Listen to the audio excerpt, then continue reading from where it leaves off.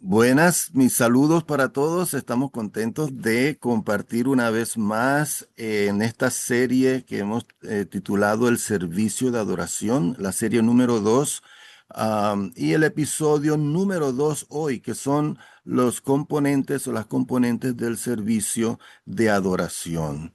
Dios no es un Dios de desorden, nos dice Pablo en 1 Corintios 14, 33 y 40, sino un Dios de paz. Todo debe hacerse decentemente y con orden. Su servicio debería hacerse interesante y atractivo y no debe permitir que degenere en una forma árida. Se escribe allí en Testimonios para la Iglesia. Así que la adoración realmente requiere planificación. Debe ser cuidadosa.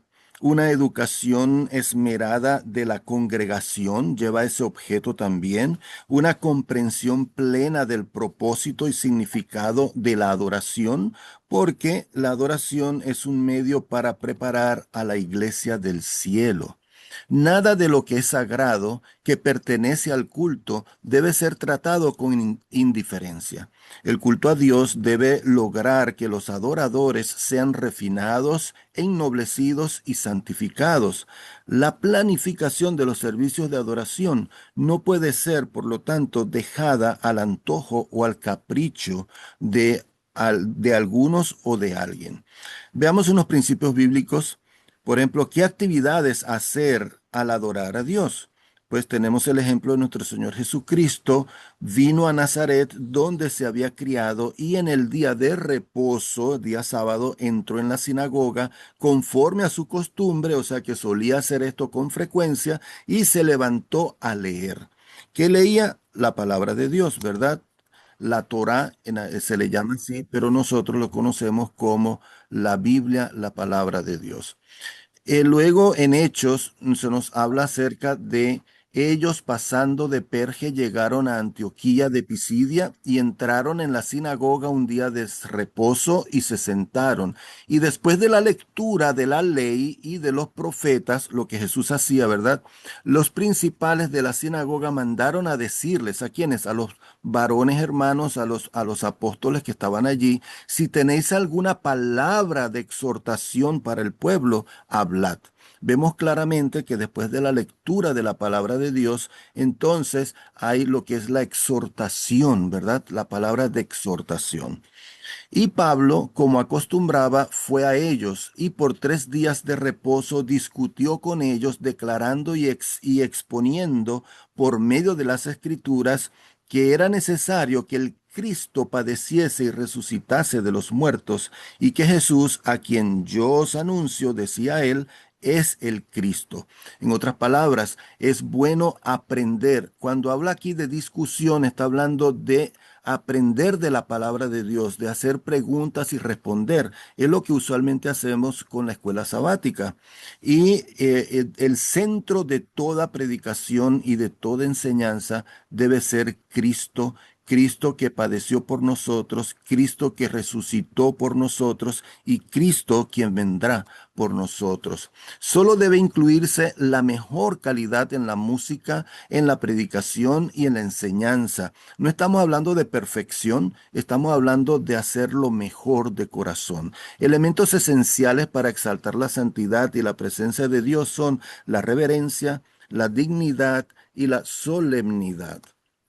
Hay dos enfoques teológicos básicos de la adoración que nosotros sostenemos como iglesia adventista.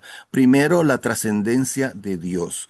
Dice Isaías, el profeta Isaías, porque mis pensamientos no son tus pensamientos, ni tus caminos mis caminos, dice Jehová. Así escribió Isaías, Dios hablando a través de Isaías. Como son más altos los cielos que la tierra, así son mis caminos más altos que tus caminos y mis pensamientos más que tus pensamientos. Así que la trascendencia de Dios se refiere a su naturaleza y existencia que están más allá y por encima del mundo físico y de la experiencia humana.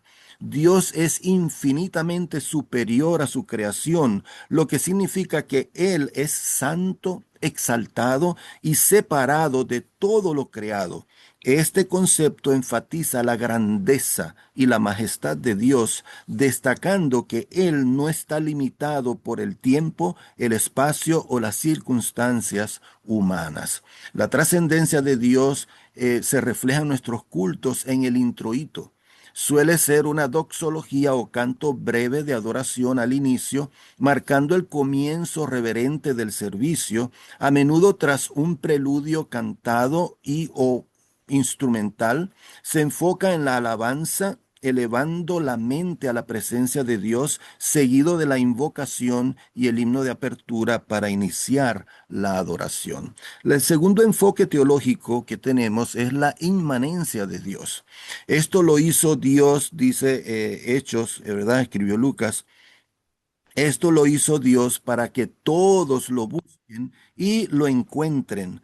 En verdad, Él no está lejos de ninguno de nosotros, puesto que en Él vivimos, nos movemos y existimos. Es decir, que la inmanencia de Dios es su presencia activa y continua en y con su creación. Es decir, Dios nos creó, pero no nos abandonó. Dios está con nosotros. Dios no solo creó el mundo, sino que también está íntimamente involucrado en él, sosteniéndolo y participando en la vida de las personas. Esto realmente es hermoso. Este aspecto de Dios muestra su cercanía, su amor y cuidado por la humanidad.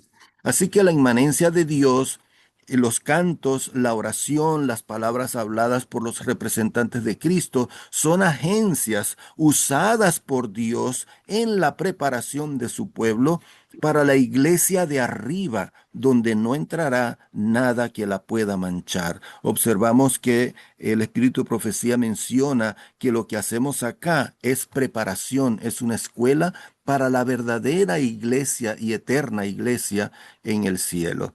Así que la inmanencia de Dios, según el camino a Cristo, dice, aprendamos a diario más de nuestro Dios. El corazón se enternecerá y reanimará. Si pensamos y hablamos más de Jesús y menos de nosotros, tendremos más de su presencia.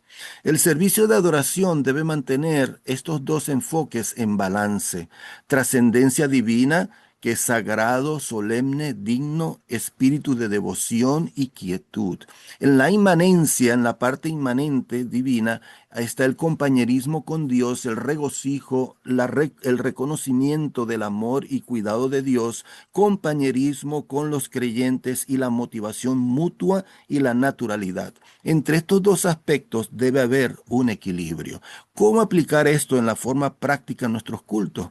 La primera parte del servicio es la parte de la reverencia, la presencia de Dios, o sea, reverencia por la presencia de Dios. Estamos invitando a Dios a estar con nosotros en el culto. Es trascendente, es decir, pasa todo el mundo físico que nosotros conocemos, prevalece en el santuario y su servicio.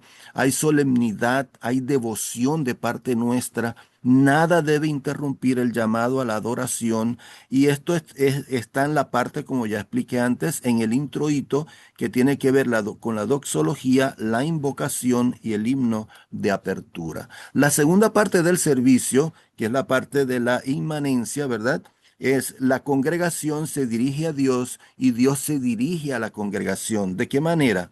Hay respuesta gozosa por parte de la congregación. Hay cánticos, hay alabanzas, están los amenes, ¿verdad? Está la gratitud, la dadivosidad sacrificada, es decir, la entrega de los diezmos y las ofrendas, recibimiento de dones ofrecidos en la palabra, el llamado y la respuesta. Con eso se concluye. Así que esta parte del servicio, esta segunda parte, incluye la lectura de la Biblia, la oración pastoral, el sermón, la música especial, los diezmos y ofrendas, el momento infantil y otros aspectos más. A partir de ahora, en cada servicio de adoración, propongámonos concentrar la mente, todo el ser, en adorar a Dios, de estar conscientes de que nos encontramos ante la misma presencia del único Dios todopoderoso y verdadero. La próxima semana Siguiendo esta misma serie, el servicio de adoración, tendremos el episodio número 3, el lugar donde se adora a Dios como respuesta a su presencia. Algunas personas dicen que no importa el lugar, algunas personas dicen que sí. ¿Qué dice la palabra de Dios? Estás invitado. Dios te bendiga.